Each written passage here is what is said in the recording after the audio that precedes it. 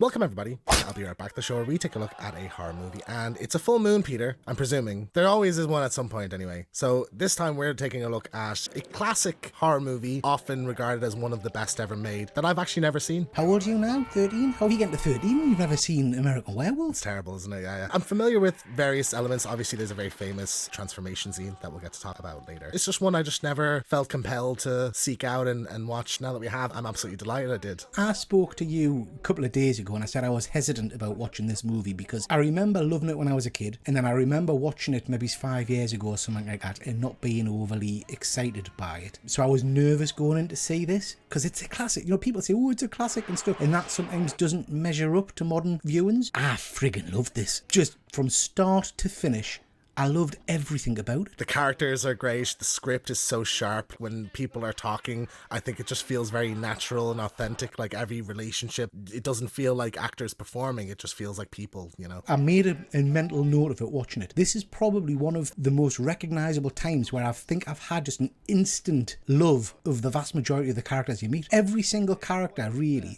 particularly the two main leads, I just loved. I got the humour. I got the relationship. I enjoyed the company, if that makes sense. I just thought they were great. Just magical casting. A little bit of background about the movie. Written and directed by John Landis, obviously known for National Lampoon's Animal House, The Blues Brothers. Landis was inspired by his time in Yugoslavia while working as a production assistant on Kelly's Heroes. The crew came across a group of Romani people performing a ritual on a man being buried to prevent him from rising from the grave. Jesus. Landis wrote the script in 1969 and shelved it for over a decade, but eventually received a funding deal after the release of Blues Brothers. It's so charming. Every word uttered in it is either funny or meaningful. Everything in this movie feels like it needs to be there. I instantly fell in love with the two Americans. From that opening scene of the Moors, the music kicking in, Blue Moon, just pitch perfect. I do have to say, for our American viewers out there, that English style pub, what a bunch of pricks. That's not what us English folk are really like. I mean, they literally could have stopped the entire friggin' movie by just not being arseholes. I mean, they sent them to the death. It's funny because when I was watching, I was like, yeah, that's an English pub to me. That's what it would feel like. I think if two American backpackers walked into some little town's English pub, that's exactly what's gonna happen. But they let them die. They let them die. Really, they sent them to the death. I don't get it, because is the werewolf that's wrecking the town there the only one? Because they shoot him once and he's dead, but they're not all just like grouped together to go hunt it down. Well, I got the impression that this has been going on for a long time. There's different werewolves and things. Did you recognise comic genius Rick Mail in the pub? No, I didn't. One of his first ever acting roles was one of the guys in the pub at the start. And I love that there's like a juxtaposition to later on where someone else comes into the pub and it goes from them intimidating them to being intimidated, and I think that was a really cool element there. I don't think I've ever fallen in love with a character as quickly as Nurse Alex. I thought she was absolutely just fantastic, just so beautiful and charismatic and intelligent and charming. This is Jenny Agutter. You might recognize her. She was in The Avengers and Winter Soldier. She's one of the World Security Council and that. Yeah. I mean, I love her. But now, I have to say, as you know, I am a nurse myself. That's not modern nursing. This kind of doctor-nurse relationship got right on my tits. I have to say, during the movie, it's a product of its time. It's not like that anymore. She's a stunning character. And again, just loved her. I loved them all. It sounds really, I'm gushing, but I genuinely cared about all of these characters. I'm sure later on we'll get to the end. But I genuinely felt the pain at the end of the movie. You know, as a horror comedy, I think it balances those two things, and the kind of, it's sad, but it's not depressing at any point. Like, it still has that kind of bits of levity in it. It just works so well. Oh, there's great humour in this. Yeah, there's great humour all the way through this, to be honest. But appropriate humour. I don't think there was any points where I thought, oh, this is just a bit slapstick or a bit silly. I genuinely felt it. And even, our main character there are times when he's a little bit over the top, but I think that's because of the absolute despair. This guy thinks he's going mad, so he's almost going slightly hysterical at points, and I just love it. I thought it was like great. The most outlandish it gets is when he has to run home naked from the zoo and the bit where he's in the bush and has to get the kid to give him the balloons. Yeah. He just takes them off.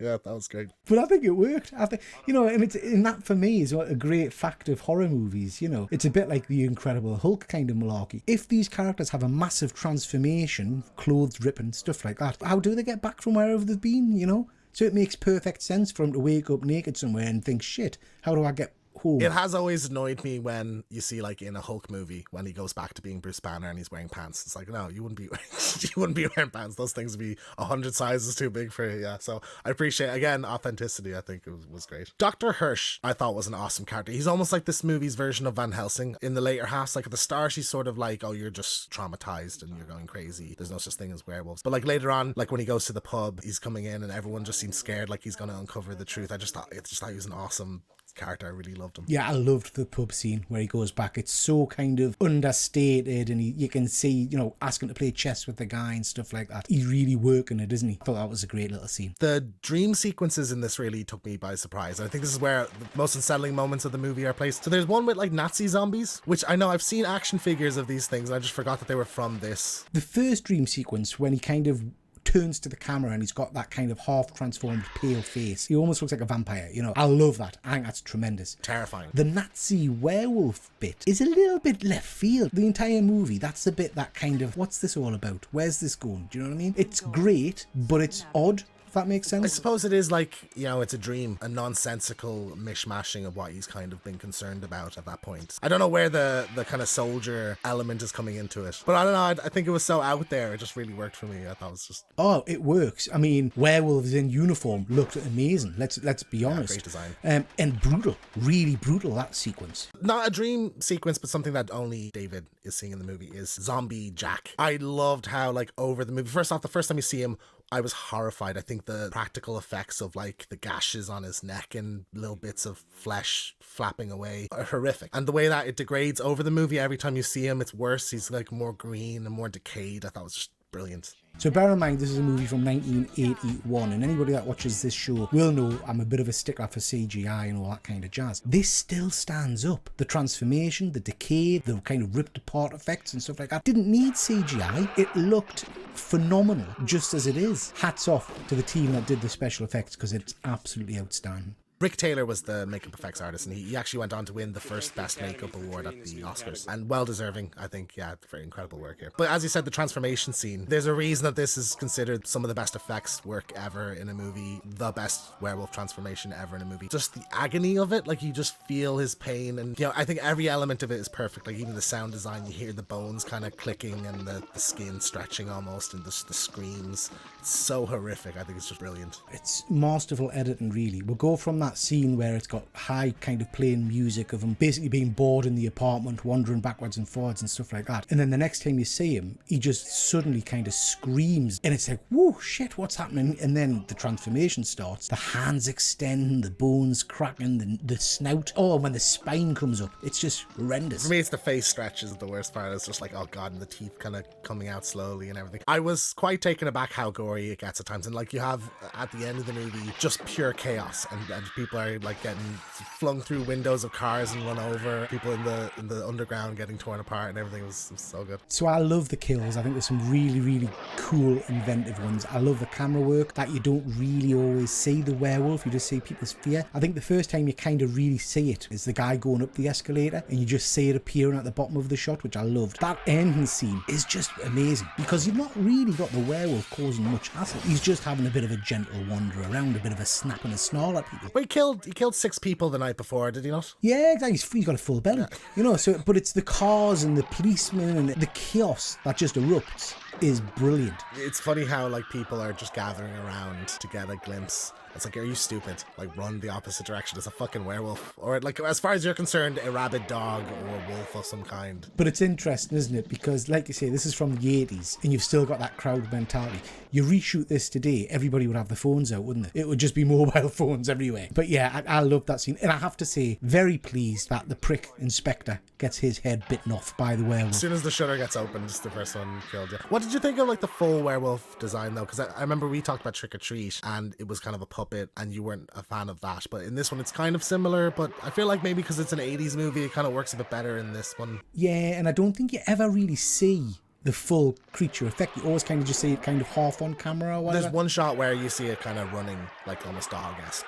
But no, I was there for it. I thought it looked very, very good. I think it looked like an animal, so I thought it was cool. I was definitely a fan of the kind of slow reveal of it. And yeah, like you said, the shot from the top of the escalator going down and you just see it kind of slowly coming out forward was so cool. I don't know what I prefer when we're talking werewolf movies. I don't know if I prefer the full-on kind of large wolf effect or if I like a wolf man. I was just thinking this earlier. I prefer Wolfman. I prefer like standing on hind legs. Yeah, that's my favorite. I'm not even a fan of kind of skinny werewolves that you see in some things. I like kind of like Werewolf by Night, like muscular almost, like in the comics. But I'll take them in any kind, I like different types of vampires as well. So a little bit of trivia about the movie. Universal executives attempted to pressure Landis to cast Dan Aykroyd and John Belushi as David and Jack respectively, but he ultimately decided to go with unknown actors. I think that would have really changed the legacy of this film if they had gone that route. I mean, they were massive actors at the time, but I have to say, I can't imagine this being done by anybody else now. I love those guys in those roles because I believed it. I think if it was a big Hollywood name, it might have detracted from it. Yeah, absolutely.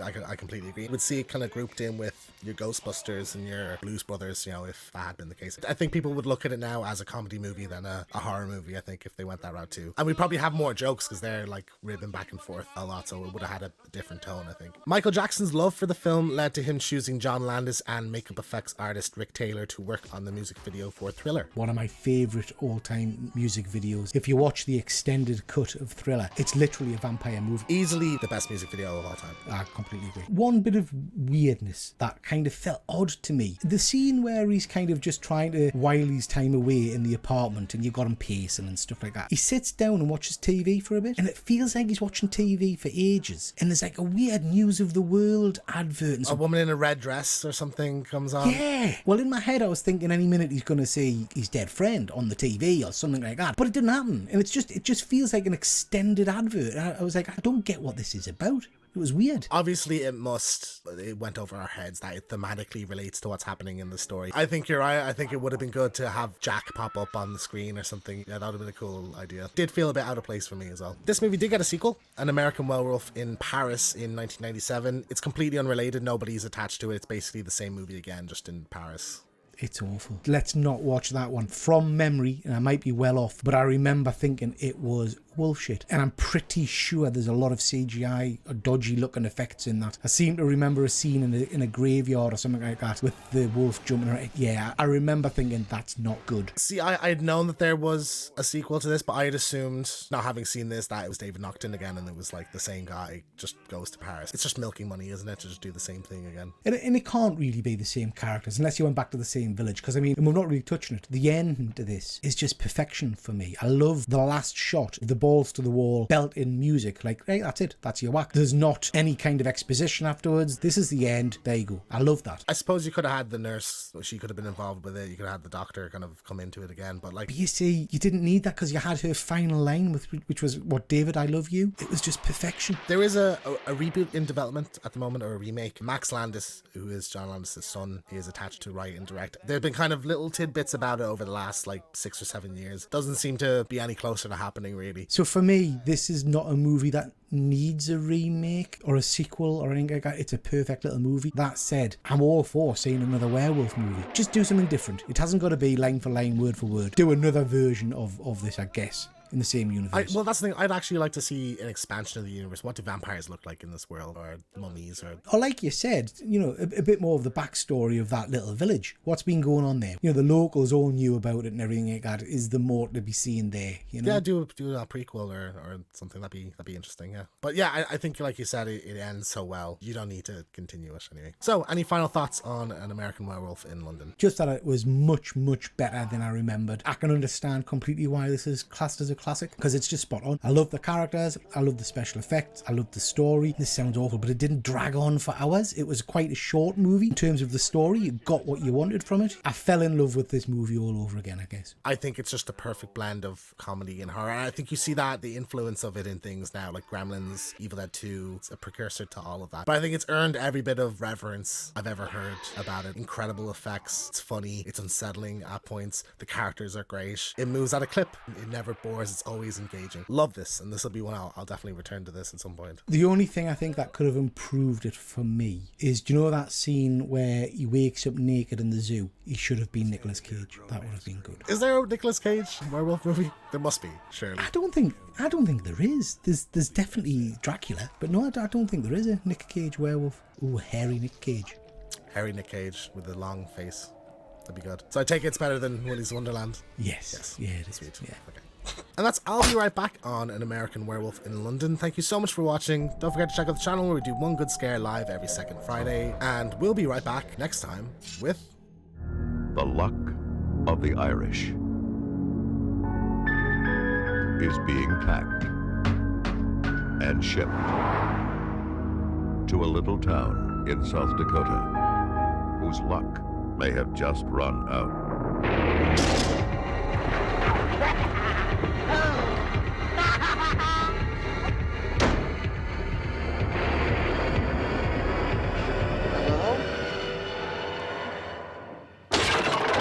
Leprechaun. It's out. It's out of the crate. Never, under any circumstances, say, I'll be right back. Because you won't be back.